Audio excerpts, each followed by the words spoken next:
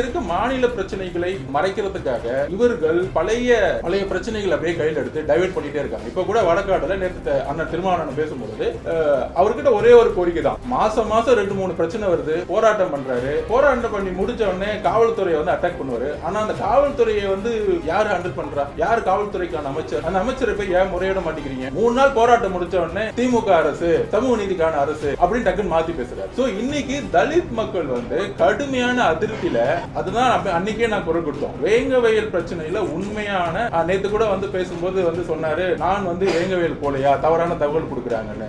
நாங்க வந்து அண்ணன் திருமாவளவன் வந்து அட்டாக் பண்ணல, நாங்க வந்து தெளிவா இருக்கிறோம். அதாவது அந்த பிரச்சனை ஆன உடனே நியூ இயர் அன்னைக்கு அவர் போனாரு, பார்த்தாரு. ஆனால் அதற்கப்புறம் பிரச்சனைகள் வந்து அதிகமாச்சு. முதலமைச்சர் பல முறை சந்திச்சாரு, மக்களுக்காக போய் நின்னாரு. அதுக்கப்புறம் அந்த ஊர் மக்கள் வரும்பொழுது அவரை பார்க்கும்பொழுது நானும் இருந்தேன். அந்த ஊர் மக்கள் நானே பார்த்தேன். என் ஆஃபீஸ் வந்திருந்தாங்க, என்னோட தான் வந்து லஞ்ச் சாப்பிட்டாங்க. அந்த ஊர் மக்கள் நடந்த ஆரம்பத்துல வந்து அந்த பிரச்சனையை சொன்னாங்க. அந்த பிரச்சனைகள் அந்த முரளிராஜா கேள்விப்பட்டிருக்கீங்க, அவர் வந்து தனிப்பட்ட முறையில் என்கிட்ட பேசினாரு. அந்த பிரச்சனைகள் நடந்துட்டு இருக்கும்போது அண்ணன் திருமாவளவன் வந்து ஓகே, இந்த கவர்மெண்ட் வந்து நியாயமா விசாரிச்சு ஒரு முடிவெடுக்கும்னு நம்பினாரு. ஆனால் யார் வந்து அந்த மலம் தண்ணி குடிச்சாங்களோ அதே மக்கள் வந்து கலந்துக்கிட்டேன்னு ஒரு போலீஸ் ரிப்போர்ட் கொடுக்கும்போது, அதுக்கப்புறம் அந்த வேங்கவயல்ல அறிவிக்கப்படாத ஒரு எமர்ஜென்சியை போட்டு, ஏன் விசிகாவுடைய தோழர்கள் துணை பொதுச் செயலாளர்கள் நிறைய பேர் போகும்போது கூட ஸ்டாப் பண்ணாங்க.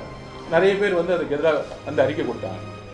அண்ணன் என்னுடைய தகவல் படி அண்ணன் திருமாவர்கள் வந்து அங்க போகணும்னு முயற்சிக்கும் பொழுது காவல்துறையில் இருக்கக்கூடிய உளவு பிரிவு அங்க போகக்கூடாதுன்னு நிப்பாட்டிட்டாங்க. இதுதான் நான் கொஸ்டின் கேட்டேன். ஒரு தலித் மக்கள் தன்னுடைய கடினமான சூழ்நிலையில, அப்ப இந்த வழிகளுக்கு வந்து ஒரு ஆர்ப்பாட்டம் வந்து தீர்வாகாது. எங்களுக்கு தெரியும் அந்த அரசியல் எப்படி பண்ணணும், எப்படி பிரச்சாரத்தை உருவாக்கணும், எங்க தலைவருக்கு தெரியும், கட்சிக்கு தெரியும். எல்லா ரிப்போர்ட்ஸும் எடுத்து வச்சுட்டு இருக்கோம்.